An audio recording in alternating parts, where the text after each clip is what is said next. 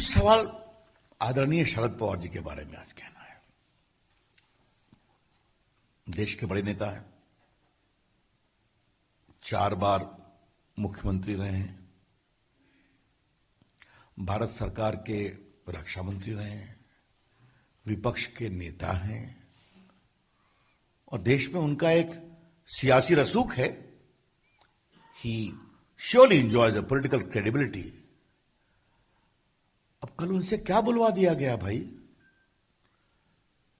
शरद पवार जी की ऐसी क्या मजबूरी है कि देशमुख जी गृह मंत्री को इतना डिफेंड कर रहे हैं, वो भी गलत तरीके से?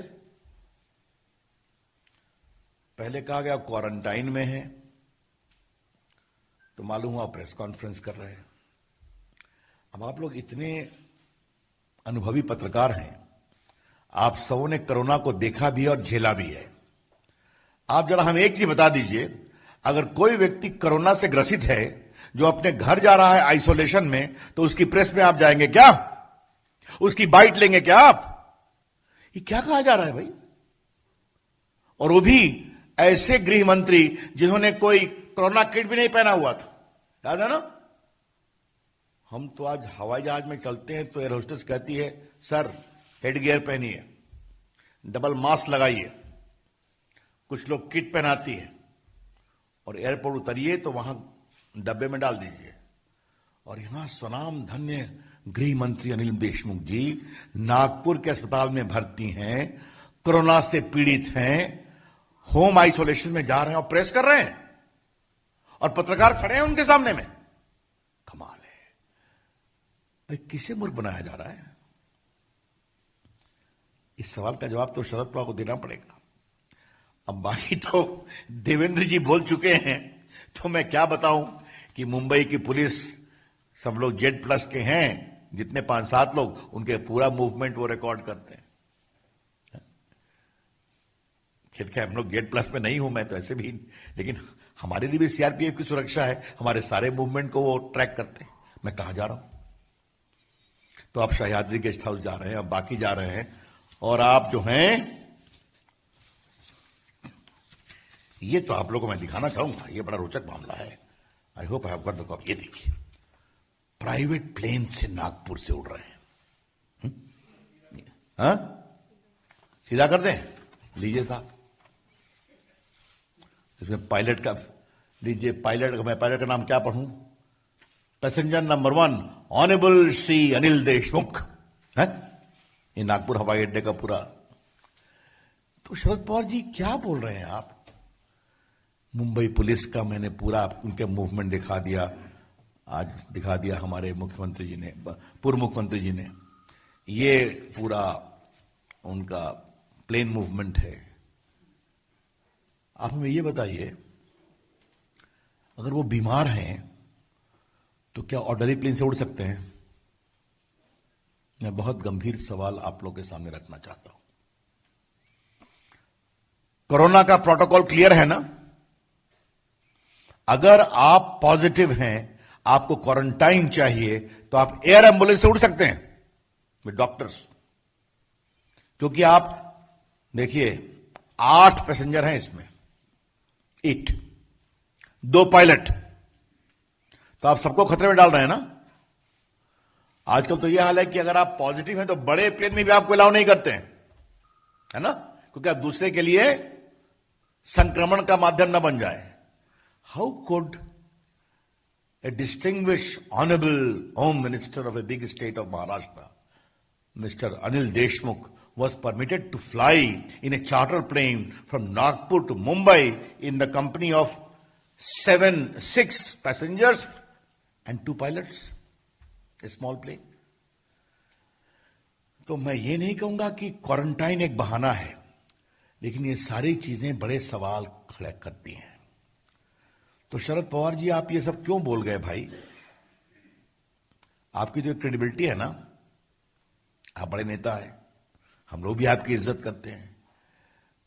तो फिर कहूंगा, शरद पवार जी कृपया करके देश को आप ये ज्ञान दें कि ऐसा क्या दबाव था कि आपको गलत तथ्यों के आधार पर अपने गृह राज्य मंत्री को डिफेंड करना पड़ा, गृह मंत्री को डिफेंड करना पड़ा महाराष्ट्र सरकार के। अब शरद पवार जी की प्रतिष्ठा को कैसे रेस्टोर किया जाए, ये हमको भी चिंता है, क्योंकि देश के बड़े नेता हैं वो। तो ऐसा हमें लगता है कि शरद पवार जी की जो 2 दिनों में राजनीतिक साख पर जो बहुत बड़ा धब्बा लगा है, उसका एकमात्र रास्ता है, शरद पवार जी आप कृपया करके अनिल देशमुख जी का इस्तीफा कराएं। मित्रों, मुझे एक अंतिम बात आपसे कहनी है, और वो है कि हम कुछ भी कहते हैं तो महाअघाड़ी को गिराने की साजिश है ना, महाअघाड़ी को बदनाम करने की साजिश है। याद होगा कि साधु पालाघार में उनको मारा गया था, याद होगा आपको, पुणे के नजदीक बुरी तरह से मारा गया था। देश में बहुत चिंता हुई थी, उस पर डिमांड किया इंक्वायरी होनी चाहिए। अघाड़ी की सरकार को बदनाम करने की कोशिश है, पुलिस ने कोई कार्रवाई नहीं की, आपको याद होगा। आपको याद होगा कि एक नेवी का एक ऑफिसर को बुरी तरह से मारा गया था, एक्स नेवी ऑफिसर शिवसेना के गुण शर्मा जी को। वो विषय राष्ट्र में उठा, हमारी महाअघाड़ी सरकार को बदनाम करने की कोशिश है।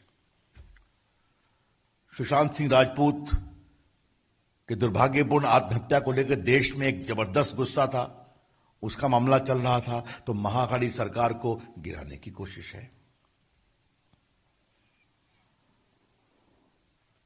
आपको याद होगा कि 2 मंत्रियों को लेकर काफी विषय आया था, एक धनंजय मुंडे हैं और दूसरा कौन है, संजय राठौड़।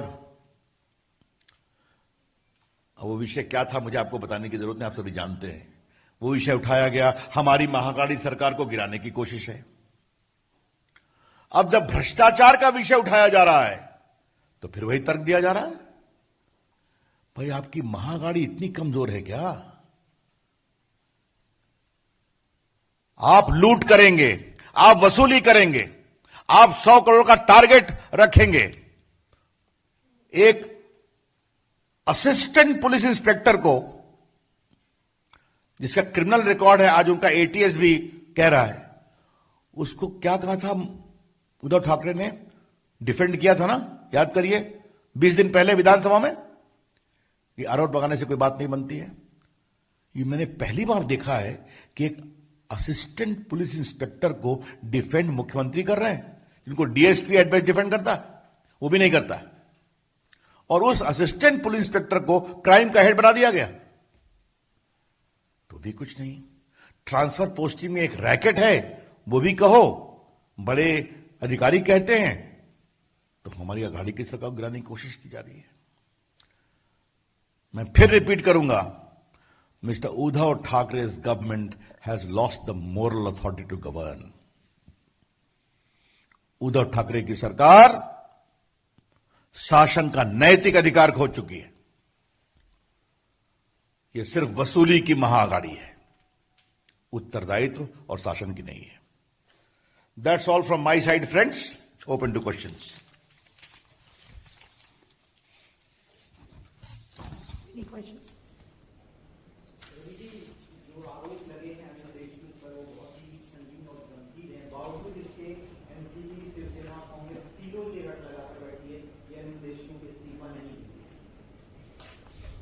ऐसा है, ये तो उनका दृष्टिकोण है, लेकिन जो परिस्थितियां बन रही हैं, वो जितना उनके दीवार बनकर खड़े होंगे, उतनी ही उनकी दीवार कमजोर होती जाएगी, पूरी महाअघाड़ी की।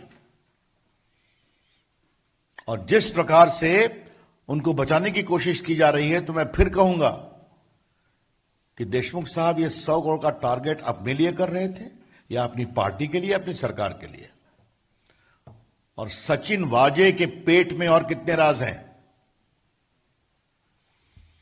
और यह बात इसी से स्पष्ट है कि एनआईए की जांच को रोका गया और एटीएस ने हड़बड़ी में उसको खाली एक्यूज बना के छोड़ा है।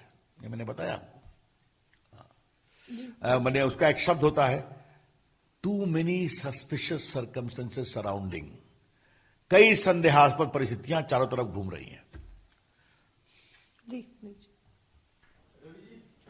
संजय राउत ने बयान दिया, उन्होंने लेटर किसी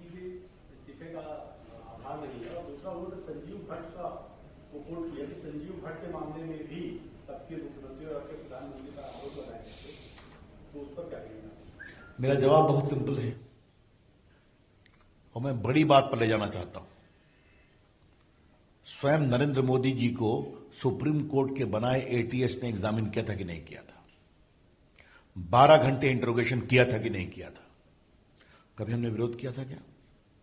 और उसी सुप्रीम कोर्ट में उस समय राघवन सीबीआई के एक्स डायरेक्टर थे, जिसमें सुप्रीम कोर्ट ने कहा था कि एक भी गुजरात का सिटिंग रिटायर्ड ऑफिसर नहीं होगा। उन्होंने कहा मोदी जी के खिलाफ आरोप बेबुनियाद है। अमित शाह जी को जेल में भेजा गया था कि नहीं भेजा गया था?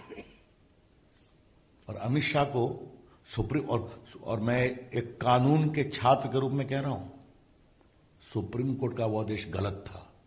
उन्होंने 1 साल अमित शाह को तड़ीपार किया था कि वो गुजरात नहीं जाएंगे। ये सच्चाई नहीं है क्या? तो ये कौन सी बात कही जा रही है? ये कौन सी बात कही जा रही है? ये भ्रष्टाचार का मामला है, गंभीर मामला है। इसको लेकर इतनी हल्के तरीके से बात करेंगे तो उनको मुबारक। और जो गलत तथ्यों पर मैं किसी गुजरात के ऑफिसर के बारे में कोई बोलना नहीं चाहता हूं। बाद में वो इंक्वायरी हुई, आपको मालूम है सब क्या हुआ और उनके कांग्रेस से क्या संबंध थे। और वो चले गए ऊपर अहमद पटेल। ज्यादा मैं नहीं कुछ बोलना चाहता।